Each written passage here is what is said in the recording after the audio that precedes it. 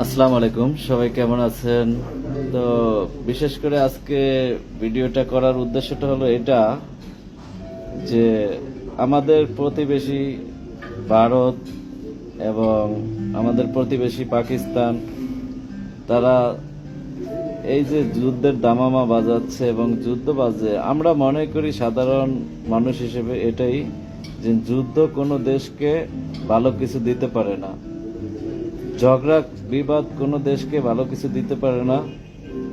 এবং এটা দিয়ে দুই দেশের প্রধানমন্ত্রীর দ্বন্দ্ব তৈরি করে এবং প্রত্যেকটা দেশেরই জানমালের ক্ষতি, অর্থনৈতিক ক্ষতি, দেশটাকে ধ্বংস করে ফেলে।